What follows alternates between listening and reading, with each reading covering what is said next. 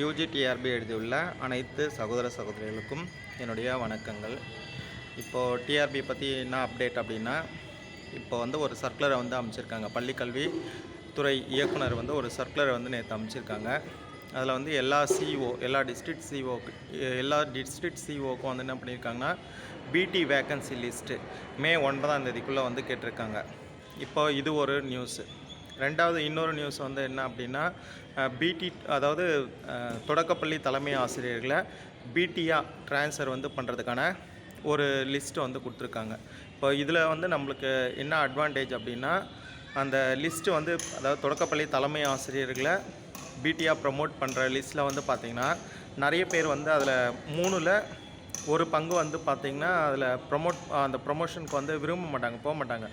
ஏன்னா அந்த 10 வருஷம் அவங்க சர்வீஸ் பண்ணியிருந்தாங்கன்னா செலெக்ஷன் கிரேட் வாங்கணும். இந்த டைமில் நம்ம போனால் நம்மளுக்கு கொஞ்சம் லாஸ் வரும் அப்படின்னு சொல்லிட்டு போக மாட்டாங்க. அப்போ அதனால் அந்த வேக்கன்சியும் நம்மளோட சேர்க்கறதுக்கான வாய்ப்பு இருக்குது, அந்த வேக்கன்சி.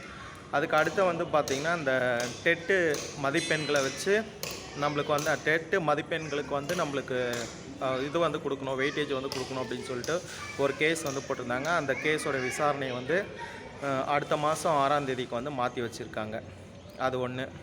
அதுக்கப்புறம் பார்த்திங்கன்னா, நம்மளுக்கு இந்த நடவடிக்கைகள், அதாவது இந்த ப்ரொமோஷனு அந்த மாதிரி நடவடிக்கைகள்லாம் பார்த்திங்கன்னா, தேர்வுத்துறை கரெக்டாக தான் இயங்கி இருக்குதுன்னு நினைக்கிறேன். ஏன்னா ஏற்கனவே இருக்கிறவங்க ப்ரொமோஷன்லாம் கொடுத்துட்டு அந்த வேக்கன்சிலாம் ஃபில்அப் பண்ணிவிட்டு அதுக்கப்புறம் தான் நியூ போஸ்டிங் அப்பாயின்மெண்ட் போடுவாங்க. அப்படி பார்க்கும்போது இந்த மந்தில் அந்த வேலை எல்லாத்தையும் முடித்தாங்கன்னா, இந்த மந்தில் நம்மளுக்கு அதாவது நம்மளுக்கு ரிசல்ட் போடுவாங்கன்றது கொஞ்சம் டவுட்டாக தான் இருக்குது. ரிசல்ட் கண்டிப்பாக டிலே ஆகும் அப்படின்னு நினைக்கிறேன் நான்.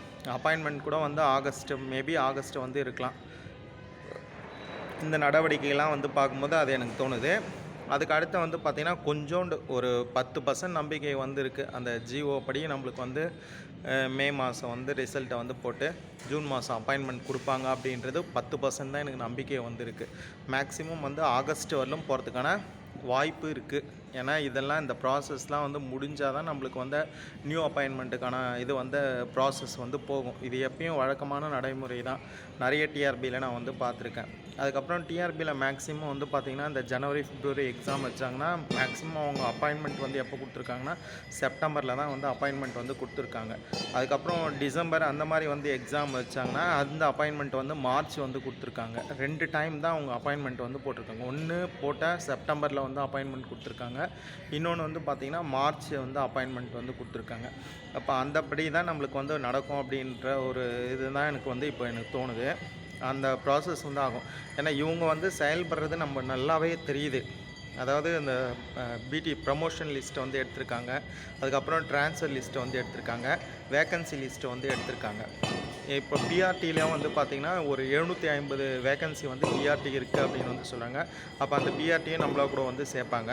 அதுக்கடுத்து இப்போ இந்த தொடக்க கல்வித்துறை ஹெச்எம்ஸ் போஸ்டிங் இருக்குல்ல, அதில் பார்த்திங்கன்னா 3ல் ஒரு பங்கு கண்டிப்பாக போக மாட்டாங்க, ப்ரொமோஷனில் போக மாட்டாங்க. ஏன்னா அவங்க பணப்பலன் அடிப்படையில் கொஞ்சம் பார்த்து 1 இயர் 2 இயர் டிலே பண்ணி நான் போகிறேன் அப்படின்னு சொல்லிட்டு இப்போ வில்லிங் கொடுக்க மாட்டாங்க, கலந்துக்க மாட்டாங்க. அந்த லிஸ்ட்டில் அவங்க பேர் இருந்தாலும். அப்போ அந்த மாதிரி அந்த லிஸ்ட்டில் போட்டிருக்கிறதுனால அதில் ஒரு பங்கு பார்த்திங்கன்னா நம்மளுக்கு பிடிக்கு வேக்கன்சியில் வரதுக்கான வாய்ப்பு கொஞ்சம் இருக்குது. அதனால் இதெல்லாம் நம்மளுக்கு ஒரு அட்வான்டேஜ் தான். அதாவது நம்ம போஸ்டிங் இன்க்ரீஸ் பண்ணோம் அப்படின்னு நினைக்கிறதுல இதெல்லாம் நம்மளுக்கு ஒரு அட்வான்டேஜ் இன்க்ரீஸ் ஆகும் அப்படின்றது ஒரு பாசிட்டிவான ஒரு இது பார்த்திங்கன்னா நம்ம இந்த நடவடிக்கையிலேருந்து நம்ம பார்க்க முடியுது.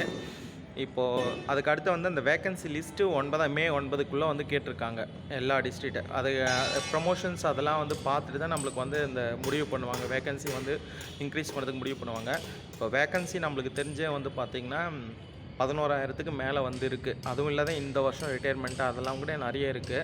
ஆனால் கவர்மெண்ட் ஒரு பாசிட்டிவாக நம்மளுக்கு செய்யணும்.